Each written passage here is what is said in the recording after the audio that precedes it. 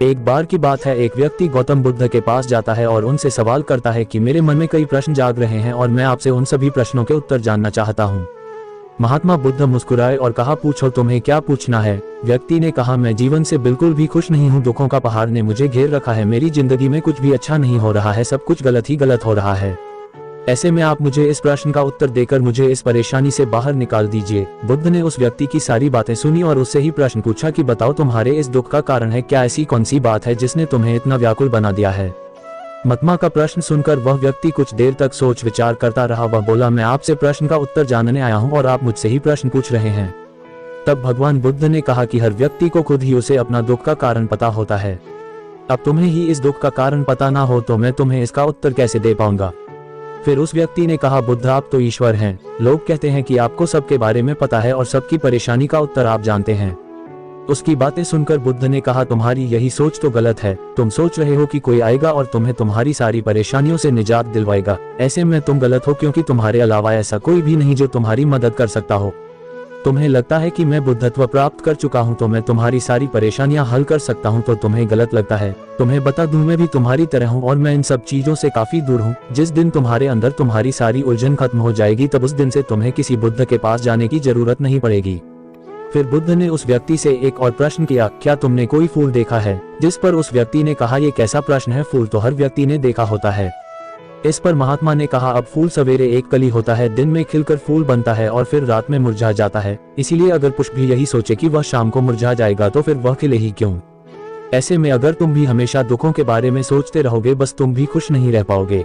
इसीलिए अच्छा रहेगा कि तुम अपने जीवन पर सकारात्मक चीजों पर ध्यान दो, जो तुम्हें खुश रखे। उन छोटी छोटी बातों को याद करो। यदि तुम खुश रहना चाहते हो तो तुम नकारात्मक चीजों को छोड़कर सकारात्मक पर ध्यान दो। गौतम बुद्ध की बातें सुनकर वह व्यक्ति कुछ देर तक सोचता रहा और फिर कहने लगा कि बुद्ध, क्या ऐसा हो सकता है कि मेरे जीवन का सभी दुख एक साथ खत्म हो जाए, मेरी सभी परेशानियां समाप्त। तब बुद्ध ने कहा, यदि कोई तुमसे कहता है कि तुम शाम तक मरने वाले हो तो फिर तुम क्या करोगे।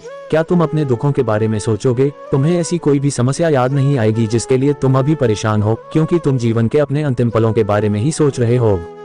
अचानक तुम्हें ये लगेगा कि मृत्यु के आगे तो सब व्यर्थ है, क्योंकि जीवन में इससे बड़ा कोई सत्य है ही नहीं।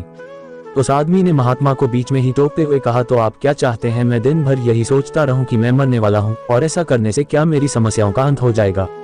तब बुद्ध ने कहा, नहीं, तुम ऐसा बिल्कुल नहीं सोचो। तुम्हें सिर्फ ये सोचना है कि तुम जब तक इस दुनिया में रहोगे तब तक खुश होकर रहोगे, क्योंकि अगर तुम्हारा मन नियंत्रित नहीं होगा तो तुम्हारी इच्छाएं बढ़ेगी। बस इस इच्छाओं पर काबू पालो, तुम सफल जरूर होगे।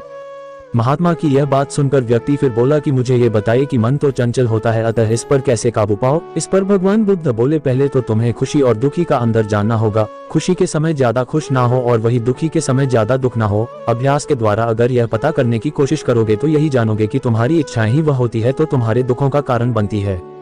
जीवन में जितनी इच्छा के पीछे भागोगे उतना ही दुख तुम्हें घेरेगा, क्योंकि जब मनुष्य की इच्छाएं पूरी नहीं होता तब वह दुखी होता है। इसलिए इन पर काबू पाना सीखो।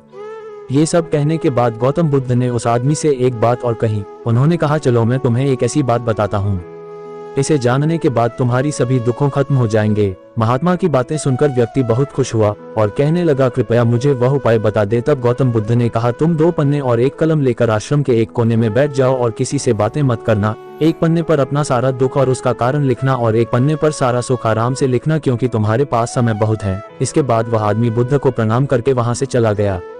कुछ दिन बीते और वह व्यक्ति पुनः महात्मा बुद्ध के पास पहुंचा। उसके हाथों में बहुत सारे कागज थे। फिर उसने बुद्ध से कहा कि मैंने सब लिख लिया है। महात्मा बुद्ध उसकी बात सुनकर मुस्कुराए। फिर महात्मा ने उससे पहले दुख वाला कागज पढ़ने को कहा। वह कागज में पढ़ना शुरू किया। मेरे सारे भाई अमीर हैं और मैं गरीब हूँ, क्योंकि मैं काम करने से डरता हूँ, दिन भर आराम करता हूँ और दूसरों से तुलना करता रहता हूँ। दूसरा, मेरे पड़ोसियों ने बहुत सा धन बचत के तौर पर रखा है, लेकिन मेरे पास बचत के नाम पर कुछ भी नहीं। इसका कारण यह है कि मैं मेहनत कम करता हूँ और इसीलिए थोड़ा कमाता हूँ, लेकिन मेरे खर्चे ज्यादा है क्योंकि मेरे संगति गलत है। इस तरह मेरी स्त्री बीमार है। पैसे ना होने के कारण मैं उसे वेद के पास नहीं ले गया और यह भी सोचता रहा कि वह किसी दिन मर जाएगी तो मैं किसी दूसरी स्त्री से विवाह करूंगा। व्यक्ति कागज पढ़ता पढ़ता रोने लगा और उसे एहसास हुआ कि उसके गलत कामों का ही यह नतीजा है जो उसे इतने दुख झेलने पड़ रहे हैं। गौतम बुद्ध मुस्कुराए और कहा कि चलो अब अपना खुशियों वाला कागज पढ़कर सुनाओ। तब हुआ व्यक्ति फिर से उत्साहित होकर वह कागज पढ़ने लगा। उसने कहा, मैंने जो कुछ भी इन 2 दिनों में सीखा वह मैंने पूरी जीवन में नहीं सीख पाया। पिछले 2 दिनों में मैंने ये सोचा कि मेरे अंदर असीम शांति और खुशी का सागर भरा पड़ा है तथा मैं इस अनुभव को पाकर अत्यंत खुश हूँ। मेरी खुशी की सूची काफी लंबी है और मैं यह इतने लंबे आपको पढ़कर नहीं सुना सकता। उस आदमी के मुंह से यह बात सुनकर गौतम बुद्ध मुस्कुराए और कहा, व्यक्ति को जब तक ज्ञान नहीं होता तब तक वह अंधेरे में भटकता रहता है। जब उसे अपने मन को नियंत्रित करने का सही उद्देश्य मिल जाता है उसके बाद वह अपना जीवन भी खुशी से बिताने लगता।